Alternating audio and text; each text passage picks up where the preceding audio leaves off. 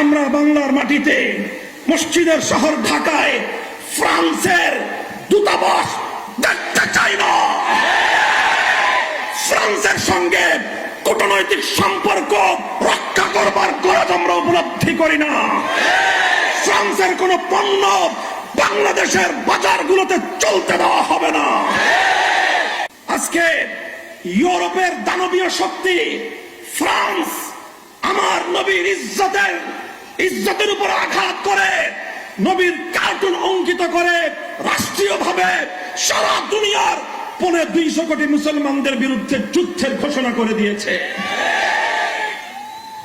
ফ্রান্সের ইসলাম বিরোধী যুদ্ধের বিরুদ্ধে, মানবতা বিরোধী যুদ্ধের বিরুদ্ধে, আল্লাহর পয়গম্বরের ইজ্জতের উপরেই চরম আক্রমণের বিরুদ্ধে মধ্যপ্রাচ্য আজকে ফুঁসে উঠেছে। কুয়েত, কাতার সহ অনেক মুসলিম দেশ রাষ্ট্রীয়ভাবে, জাতীয়ভাবে তাদের দেশ থেকে ফ্রান্সের সমস্ত পণ্য বয়কট করে ফ্রান্সকে একটা উচিত জবাব দেওয়ার পরিবেশ তৈরি করেছে।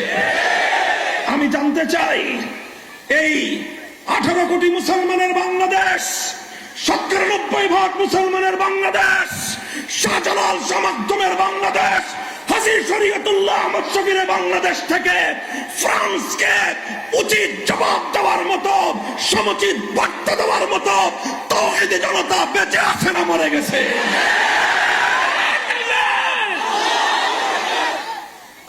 ফ্রান্সের বিরুদ্ধে আল্লাহর নবীকে আঘাত করে, নবীর ইজ্জতের উপর আঘাত করে, নবীজিকে নিয়ে ব্যঙ্গাত্মক কার্টুন প্রকাশ করে ফ্রান্স 250 কোটি মুসলমানের বিরুদ্ধে যে যুদ্ধের উস্কানি দিয়েছে, এই যুদ্ধে আমরা পশ্চিমা অপশক্তি ফ্রান্সের সাথে নয়, বরং আল্লাহর পয়গম্বরের জান কোরবানকারী 250 কোটি উম্মতে মুহাম্মাদিয়ার সাথে আমরা আছি।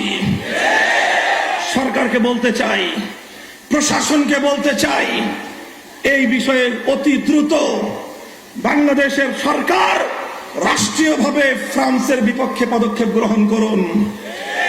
আমরা বাংলার মাটিতে মসজিদের শহর ঢাকায় ফ্রান্সের দূতাবাস দেখতে চাই না।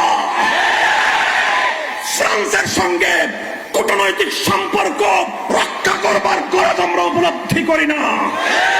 ফ্রান্সের কোন পণ্য বাংলাদেশের বাজারগুলোতে চলতে দেওয়া হবে না।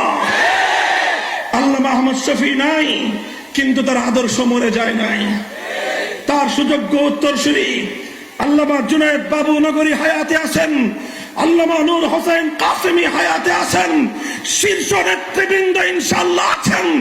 তারা ডাক দিবেন আবার আমার নবীর ইজ্জতের হেফাজতের জন্য, আমার নবীর ইজ্জতের ঝান্ডা সমুন্নত করবার জন্য, শাহাদাতের রক্ত দিতে যদি শাপলা চত্বরে যাওয়ার প্রয়োজন হয়, প্রস্তুত থাকবো তো ইনশাআল্লাহ।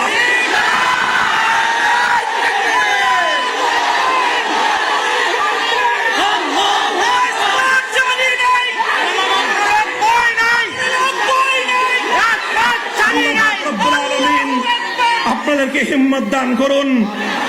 পাড়ায় পাড়ায়, ইউনিয়নে ইউনিয়নে এভাবে ওলামায়ে কেরাম ঐক্যবদ্ধ ইসলামের জন্য দুর্ভেদ্য দুর্গ গড়ে তুলতে হবে। এদেশে আমরা ভাড়াটিয়া হিসেবে থাকি না, মাতৃভূমিতে মালিকানার অধিকার নিয়ে থাকি। এদেশে রাজনীতি করতে হলে ইসলামের প্রতি সম্মান প্রদর্শন করেই করতে হবে। ইসলামের প্রতি, আল্লাহর নবীর প্রতি, কোরআনের প্রতি যেখানে অসম্মান হবে, সমস্ত রাজনৈতিক দলগুলোকে সেখানে ইসলামের পক্ষে, মানবতার পক্ষে দাঁড়াতে হবে। যারা দাঁড়াতে পারবে না, দেশের পক্ষে যারা নেই, মানবতার পক্ষে যারা নেই, মহানবীর পক্ষে যারা নেই, উম্মতের বাংলাদেশে রাজনীতি করবার অধিকার তাদের নাই, অধিকার তাদের নাই। এই বার্তাটুকু পৌঁছে দেওয়ার মতো হিম্মত আছে তো ইনশাআল্লাহ?